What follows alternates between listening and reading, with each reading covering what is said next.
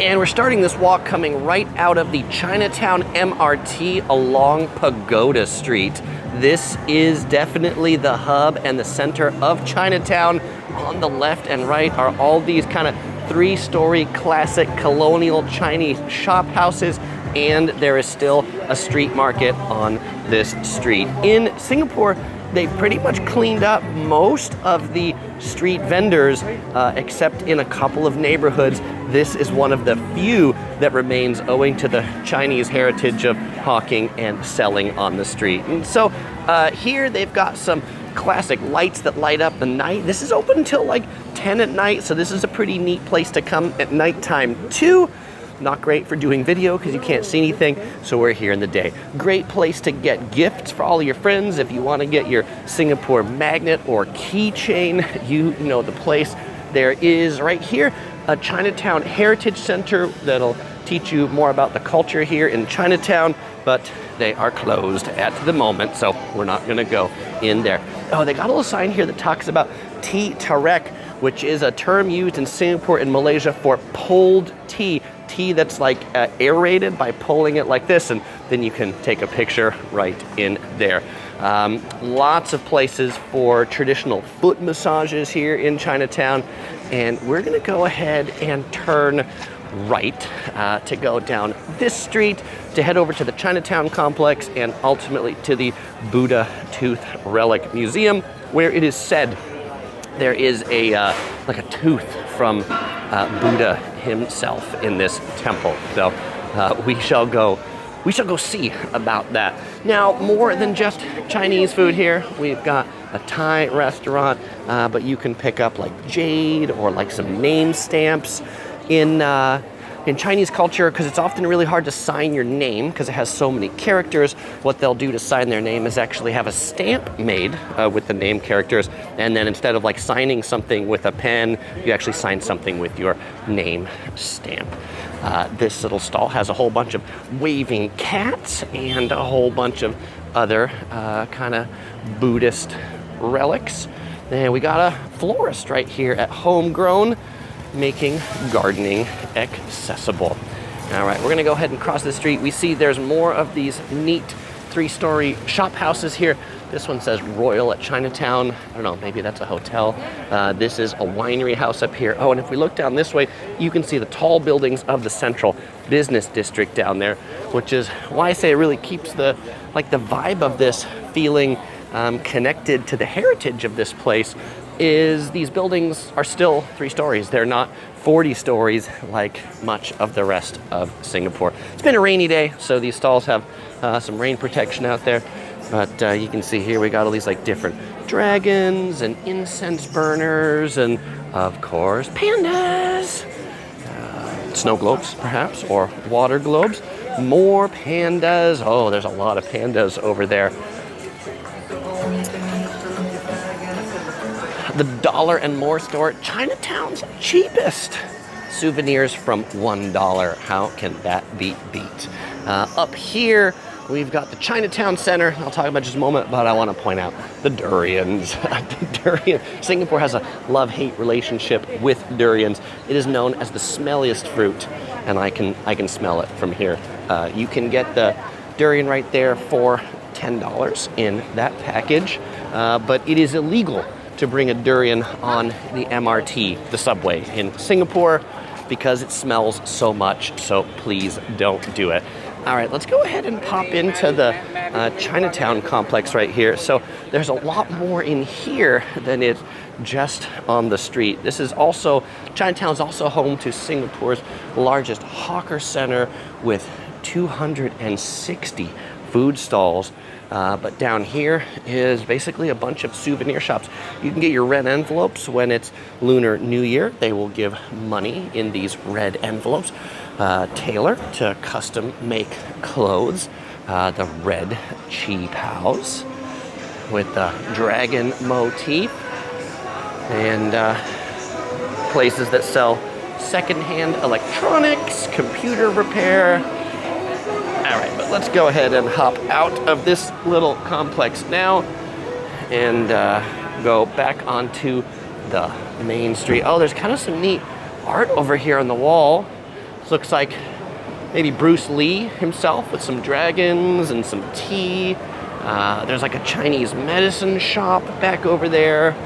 All like you could probably spend hours just exploring this Chinatown complex. So we talked about Tea Tarek earlier. Here is a place called Chinatown Tea Tarek. And guess what they would sell? They would sell that pulled tea, but they've also got Indian food and tandoori food. So you can get like biryani, you can get rotis. Smells pretty good. Here's a sign that talks about the Samsui women, the red headscarf women. So those were the Chinese immigrants who came to Malaysia and Singapore between the 1920s and the 1940s. There was a statue that we saw in front of the Chinatown Heritage Museum with the same. Moon cakes. So this is another traditional Lunar New Year, Chinese New Year celebration, is to eat and give moon cakes. What's a moon cake?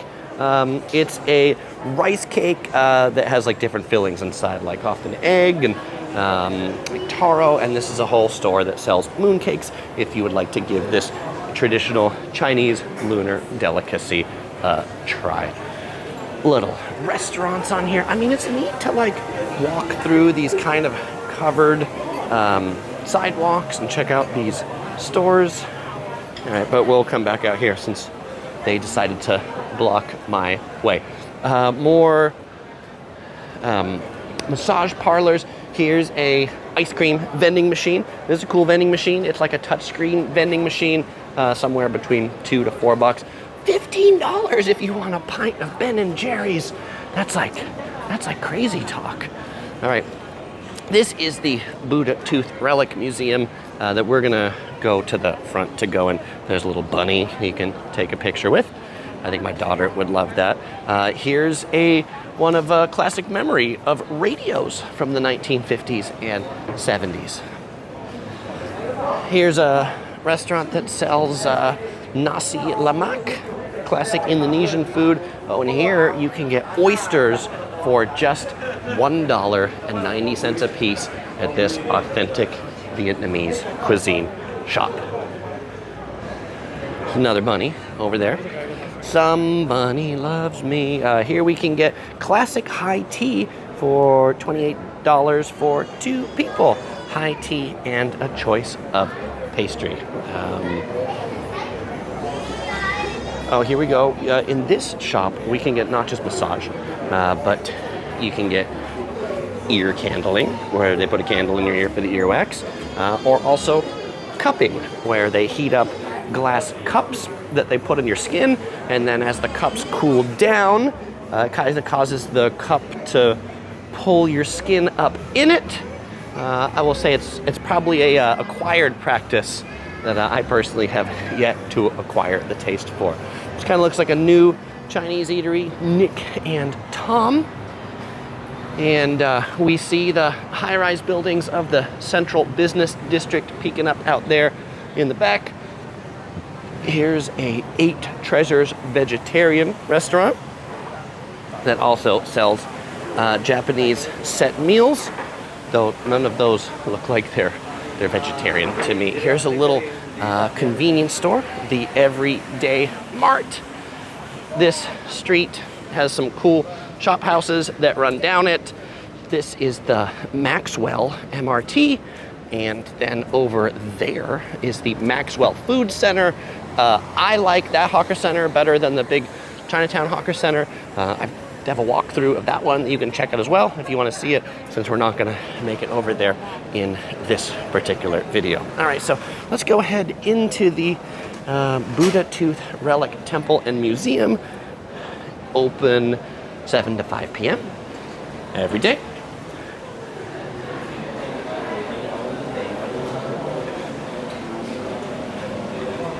As we come in here, we can see some incense burning right as we come in. There's not smell-o-vision yet, but it's pretty strong, and I hear the monks praying inside, so I'm going to be quiet as I go in.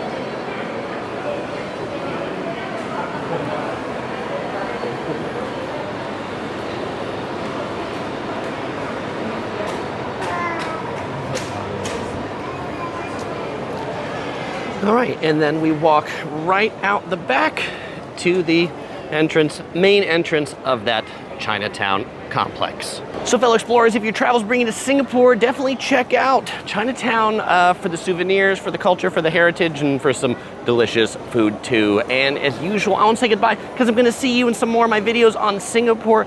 You'll find my walking tour of the Maxwell Food Center right up here, and you'll find my whole Singapore playlist right here for even more great videos on this city-state. Well, fellow explorers, usually I won't say goodbye because I'm going to see you over here.